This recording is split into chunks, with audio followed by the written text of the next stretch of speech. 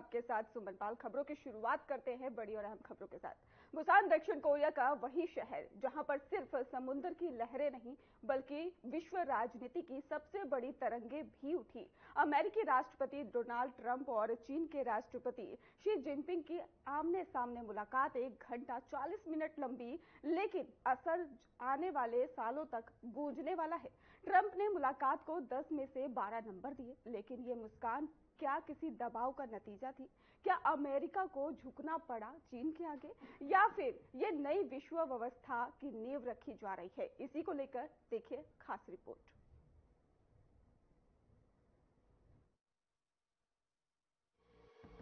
Busan में जब Trump और जिनपिंग मिले तो दुनिया के हर कोने में बस एक सवाल था कि क्या अमेरिका अब चीन से हाथ मिला रहा है या हाथ खींच रहा है। 1 घंटे 40 मिनट तक चली इस बातचीत में कई मुद्दे उठे, जैसे कि व्यापार, टेक्नोलॉजी, सुरक्षा और ऊर्जा, लेकिन जो सबसे अहम रहा वो था टैरिफ और तेल। ट्रंप ने मुलाकात के बाद अचानक कहा, हमने शानदार बातचीत की है, मैं इसे 10 में से 12 नंबर देता हूं।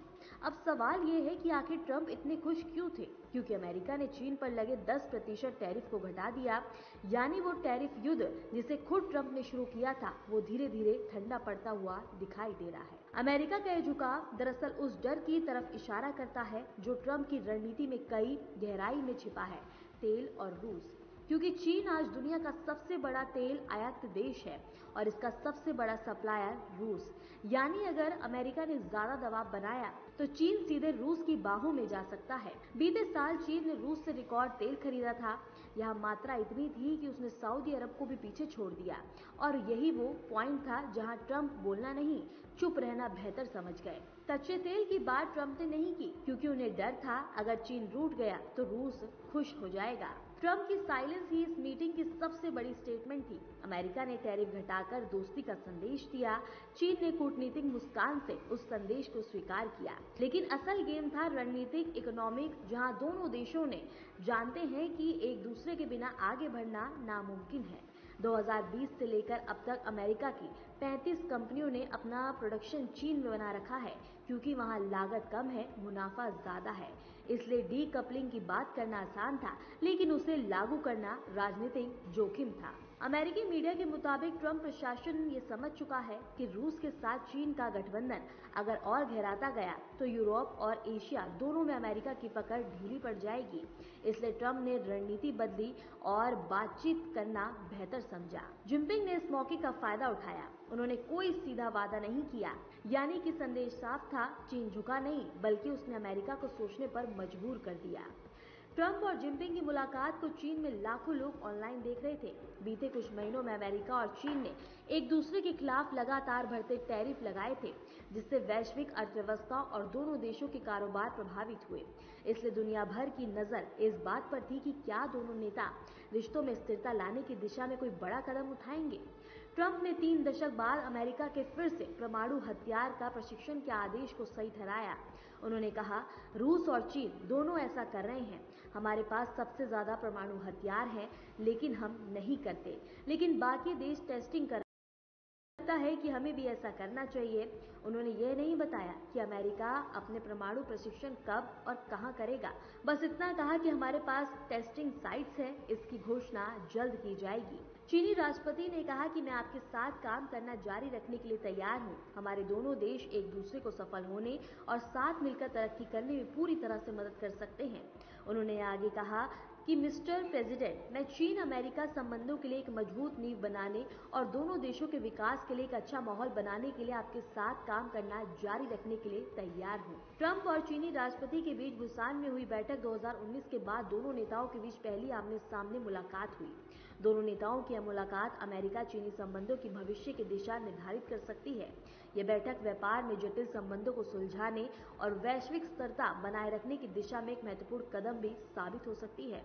मुलाकात के बाद अमेरिकी मार्केट उछल गए। वॉल स्ट्रीट में 300 पॉइंट्स की तेजी आई, इंडेक्स भी ऊपर गया, यानी दुनिया ने राहत की सांस ली। लेकिन सवाल अब भी वही है, क्या ये शांति टिकेगी या ये भी ट्रंप स्टाइल का अस्थायी सौदा है? तो क्या ट्रंप झुके या उन्होंने नई चाल चली, तेल पर चुप्पी, टैरिफ में ढील और फिर मुस्कान के साथ विदाई?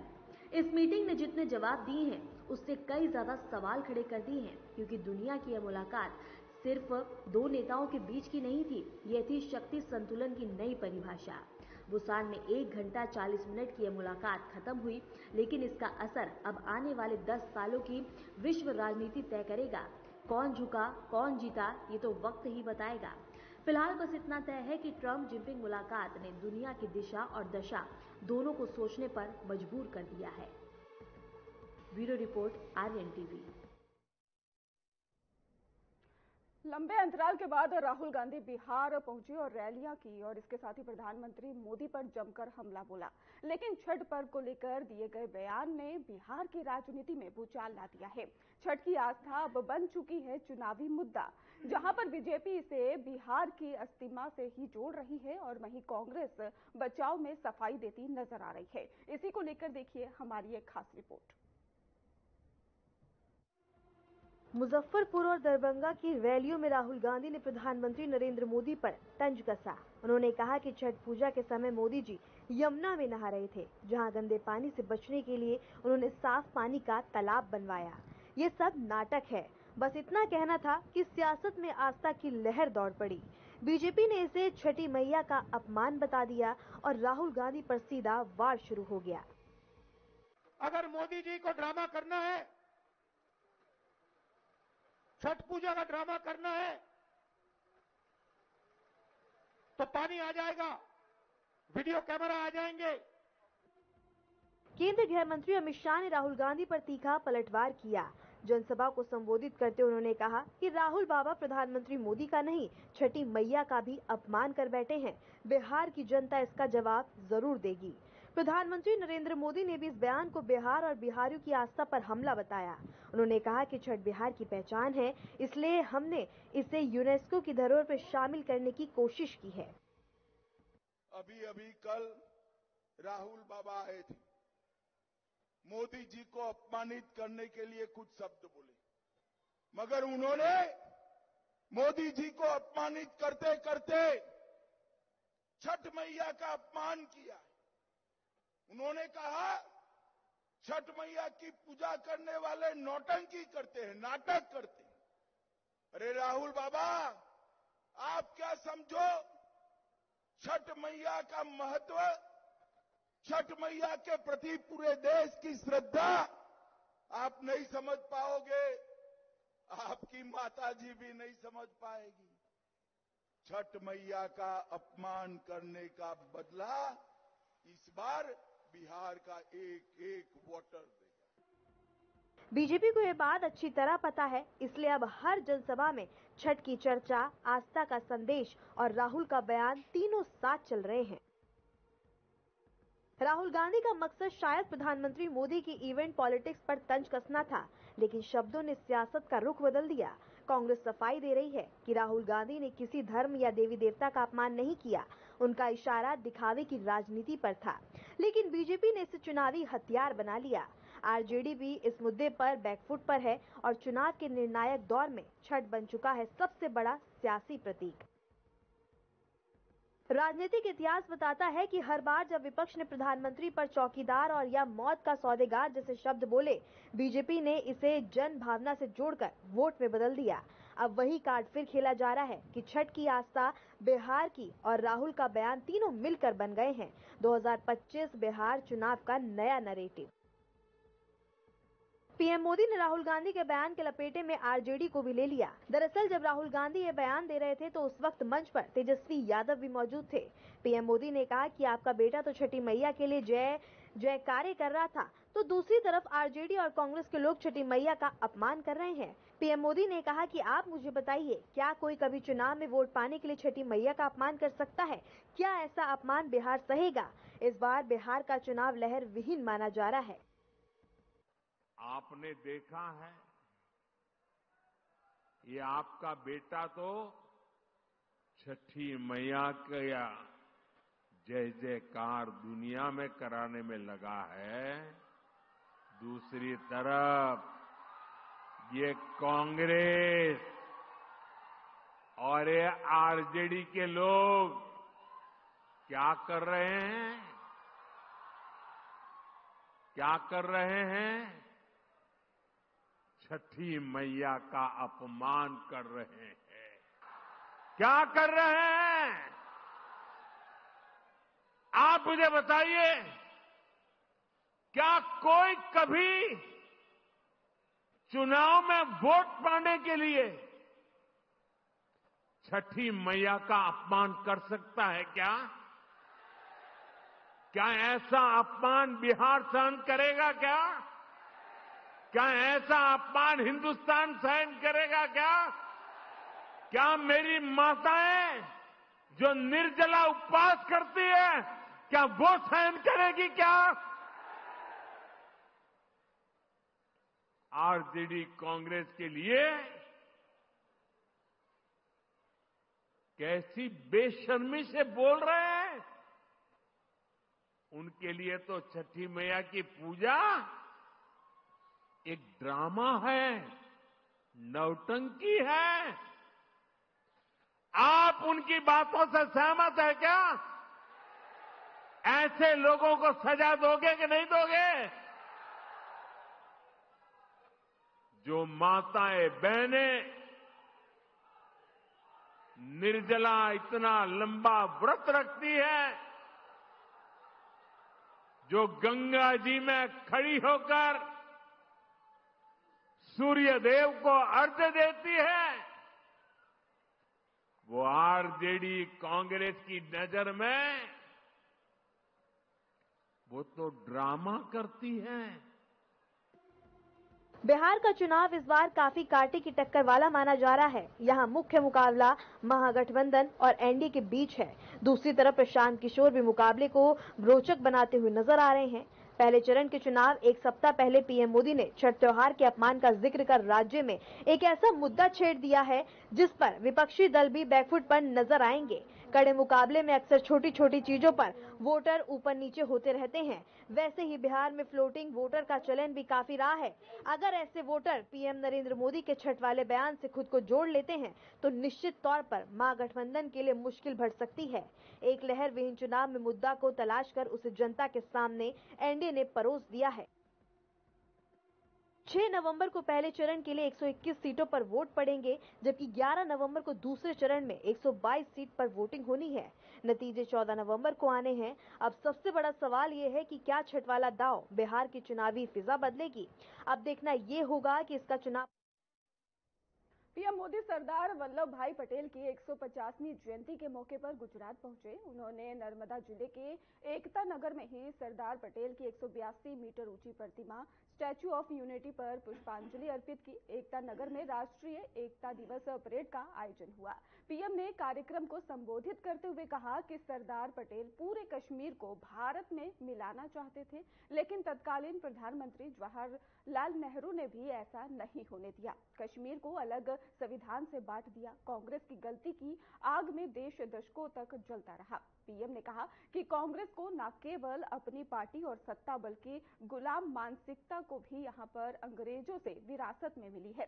और इसके साथ ही अब अंग्रेजों ने ही 1905 में ही बंगाल का विभाजन किया तो वंदे मातरम राष्ट्र की एकता और एकजुटता की आवाज बना। अंग्रेजों ने वंदे मातरम पर प्रतिबंध लगाने की भी कोशिश की, लेकिन कभी सफल नहीं हुए।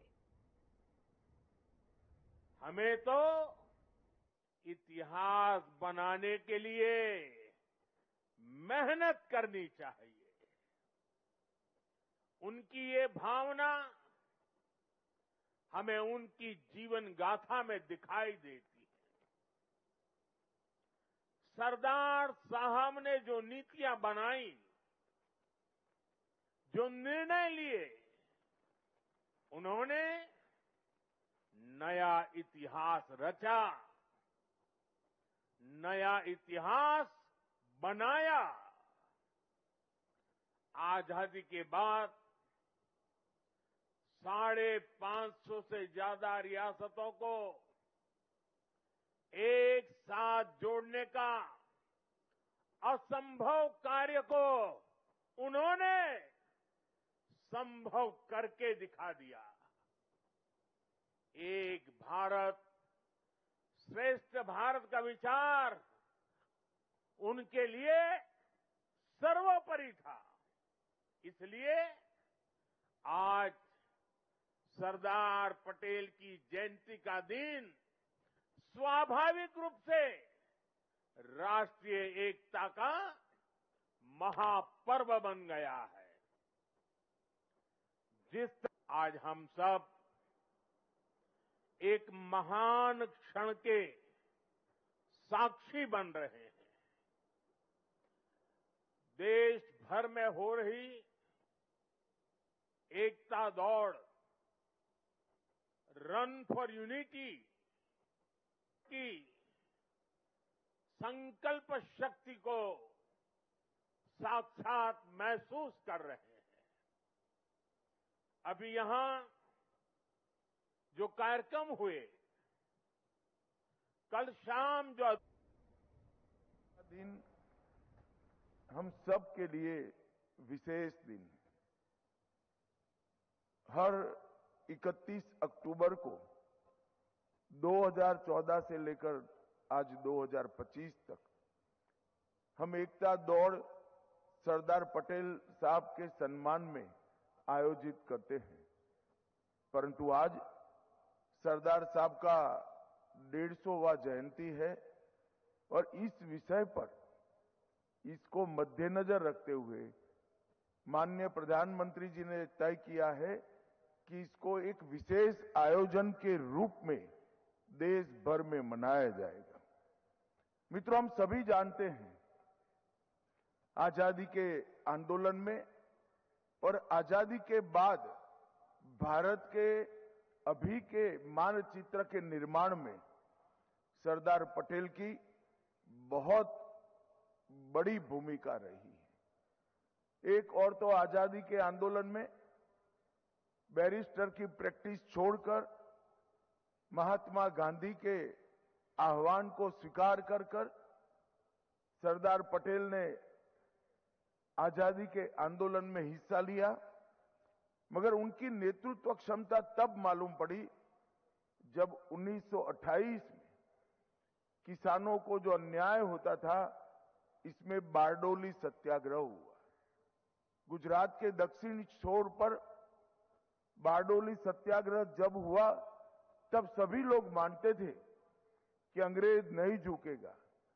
सरदार साहब के नेतृत्व में किसानों ने आंदोलन शुरू किया और देखते देखते एक छोटे से कस्बे में फैला हुआ वो आंदोलन देश भर के किसानों का आंदोलन बनकर रह गया और अंततोगत्वा अंग्रेजों ने किसानों की बात माननी पड़ी और उसी आंदोलन को लेकर महात्मा गांधी ने वल्लभ भाई पटेल को सरदार वल्लभ भाई। उत्तर भारत में सर्द हवाओं ने दस्तक दे दी है। कहीं सुबह सुबह घना कोहरा छा रहा है और इसके साथ ही कहीं बादलों ने बारिश की हल्की बूंदों से सर्दी का एहसास बढ़ा दिया है। मौसम विभाग ने दिल्ली एनसीआर समेत 5 राज्यों के लिए नया अलर्ट जारी किया है। कहां बरसेगी बारिश और कहां छाएंगी धुंध, देखिए इस खास रिपोर्ट में। दिल्ली एनसीआर में सुबह का घना कोहरा, बिहार में हल्की से मध्य बारिश, पूर्वी एमपी में वर्षा की संभावना, जयपुर चंडीगढ़ में मौसम शुष्क पर ठंड बढ़ी, AQI 400 के पार सांस लेना हुआ मुश्किल। उत्तर भारत में मानसून विदा हो चुका है, लेकिन अब मौसम ने ठंड की चादर ओढ़नी शुरू कर दी है। 30 अक्टूबर की सुबह दिल्ली एनसीआर में घना कोहरा छाया रहा। दृश्यता कई इलाकों में 300 मीटर से नीचे दर्ज हुई। IMD के अनुसार 31 अक्टूबर से 3 नवंबर तक एनसीआर में सुबह के समय हल्का कोहरा बना रहेगा। इस दौरान अधिकतम तापमान 28 से 30 डिग्री सेल्सियस जबकि न्यूनतम तापमान 16 से 18 डिग्री सेल्सियस के बीच रहेगा। 31 अक्टूबर को एनसीआर के कुछ हिस्सों में नोएडा, गाजियाबाद और गुरुग्राम में हल्की बारिश की संभावना जताई गई है। वहीं बिहार में बारिश का दौर जारी है। पटना, गया और भागलपुर में मंगलवार की सुबह से रुक रुक कर बूंदाबांदी हो रही है। मौसम विभाग के मुताबिक ये बारिश का सिलसिला 31 अक्टूबर तक जारी रहेगा। तापमान 20 से 25 डिग्री के बीच रहेगा, जबकि सुबह और शाम ठंडक महसूस की जा रही है। नदियों के किनारों पर कोहरा बढ़ गया है, जिससे दृश्यता घटकर 200 मीटर तक पहुंच गई है। पूर्वी बिहार के इलाकों में हल्की बारिश के साथ बिजली गिरने की संभावना भी जताई गई है। अगले 6 घंटे में डिप्रेशन बनेगा। उत्तर और पूर्वी तेलंगाना में भारी बारिश, 3 जिलों में अत्यधिक वर्षा की आशंका। कल से धीरे धीरे सुधरेगा मौसम। चक्रवात मोंथा का असर अब धीरे धीरे कम होने लगा है। भारतीय मौसम विभाग के अनुसार ये चक्रवात पिछले 6 घंटों में कमजोर पड़ा है और अगले 6 घंटों में डिप्रेशन में तब्दील हो सकता है। तेलंगाना के उत्तरी और पूर्वी जिलों में भारी से बहुत भारी बारिश का अलर्ट जारी है, जबकि 3 जिलों में अत्यधिक भारी वर्षा की संभावना जताई गई है। मौसम वैज्ञानिकों के मुताबिक ये सिस्टम करीब 15 किलोमीटर प्रति घंटे की रफ्तार से उत्तर और उत्तर पश्चिम दिशा में आगे बढ़ रहा है। कल कुछ इलाकों में हल्की से मध्य बारिश जारी रहेगी, जबकि अलग अलग स्थानों पर तेज बारिश की आशंका है। हालांकि तेलंगाना में मौसम की स्थिति धीरे धीरे सामान्य होने की संभावना है। मौसम विशेषज्ञों के मुताबिक तेलंगाना के खम्मम, निजामाबाद, आदिलाबाद, करीमनगर और भद्राद्री कोठागुमेड जिलों में भारी बारिश से जलभराव और सड़क यातायात प्रभावित हो सकता है। राज्य प्रशासन ने राहत टीमों को अलर्ट पर रखा है और निचले इलाकों में रहने वाले लोगों को सतर्क रहने की सलाह दी गई है। मध्य प्रदेश में भी मौसम बदलने लगा है। भोपाल और इंदौर में सुबह हल्की धुंध के साथ दृश्यता में गिरावट दर्ज की गई। आईएमडी के अनुसार पूर्वी एमपी में 31 अक्टूबर को हल्की वर्षा की संभावना है। ये बारिश सर्दी की शुरुआत को और तेज कर सकती है। तो वहीं राजधानी भोपाल में न्यूनतम तापमान 22 डिग्री सेल्सियस के अधिकतम 27 डिग्री सेल्सियस, जबकि इंदौर में 21 डिग्री सेल्सियस से 26 डिग्री सेल्सियस के बीच रहने का अनुमान है। राजस्थान और हरियाणा में मौसम फिलहाल शुष्क है, लेकिन सुबह के समय कोहरा और रात की ठंड में बढ़ोतरी हो रही है। जयपुर में अधिकतम तापमान 29 डिग्री सेल्सियस, जबकि चंडीगढ़ में 28 डिग्री सेल्सियस दर्ज हुआ। भोपाल, इंदौर में सुबह धुंध। पूर्वी एमपी में 31 अक्टूबर को बारिश। जयपुर, चंडीगढ़ में कोहरा बढ़ा। नवंबर की शुरुआत में न्यूनतम तापमान गिरेगा। दिल्ली एनसीआर में एक और चिंता की वजह वायु प्रदूषण। 30 अक्टूबर को राजधानी का औसत AQI 338 दर्ज हुआ है, जो बहुत खराब श्रेणी में आता है। आनंद विहार और अक्षरधाम जैसे इलाकों में AQI 400 से ऊपर चला गया।